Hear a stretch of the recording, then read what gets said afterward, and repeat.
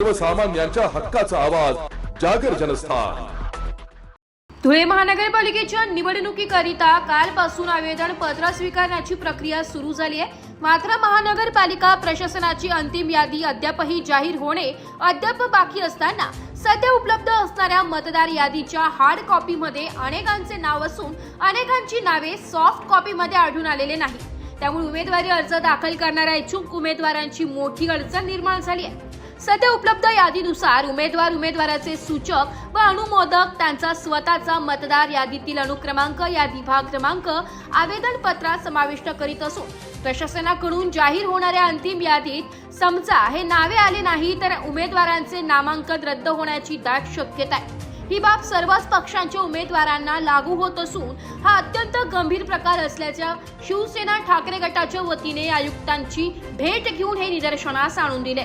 त्या प्रभागातील विरोधी उमेदवार याबाबत आक्षेप नोंदवू शकतात। समजा उपलब्ध यादीनुसार उमेदवाराचा सूचक व अनुमोदकाचा यादी भाग क्रमांक किंवा मतदार क्रमांक सापडला नाही तर किंवा इच्छुक उमेदवार व सूचक अनुमोदक यांचे नाव दुबार मतदार म्हणून असेल आणि आपल्या प्रक्रियेत त्यांचे नाव दुबार म्हणून रद्द झाले तर इच्छुक उमेदवारांच्या समोर अनेक अडचणी निर्माण होऊ शकतात।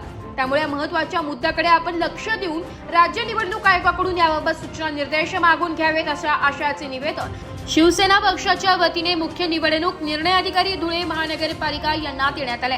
जागर जनस्थानसाठी प्रतिनिधी रूपक बिरारी, धुळे महानगरपालिकेची निवडणूक प्रक्रिया 23 डिसेंबर पासून म्हणजे कालपासूनच या ठिकाणी सुरू झालेली आहे।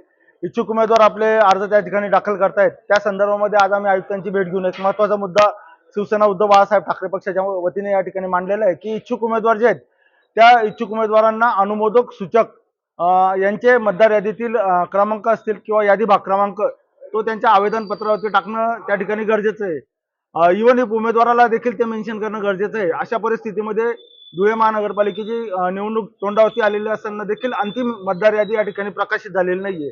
अनेक उमेदवार असतील किंवा उमेदवारांचे जे आवेदक अनुमोदक आणि त्याचे आवेदक जे असतील त्यांचे नावं त्या मतदार यादीमध्ये त्या ठिकाणी आहेत किंवा जी हार्ड कॉपी आहे त्या हार्ड कॉपीमध्ये ती नावं दिसत आहेत पण सॉफ्ट कॉपीमध्ये ती नावं दिसत नाहीत।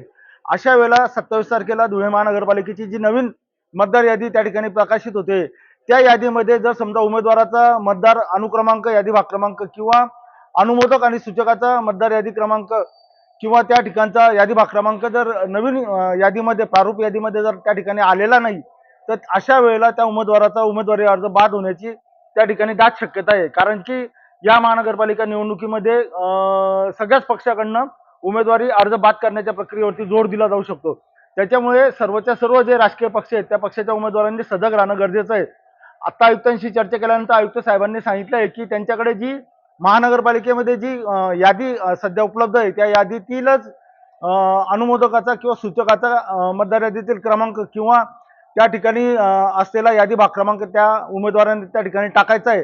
जर समजा अशी परिस्थिती उद्या उठून उद्भवली की संबंधित उमेदवाराच्या अनुमोदकाचं आणि सूचकाचं नाव त्या ठिकाणी आलं नाही तर अशा वेळेला त्या उमेदवाराचा अर्ज त्या ठिकाणी बाद होऊ शकतो।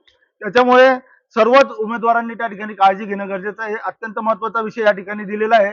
आयुक्तांनी देखील 27 तारखेपर्यंत यादी प्रकाशित होत नाही तोपर्यंत आम्ही ज्या यादीमध्ये त्यांनी मेन्शन केलेलं आहे तेच अनुमोदक सूचकाचे क्रमांक ग्राह्य धरण्यात येतील असं सांगितलेलं आहे।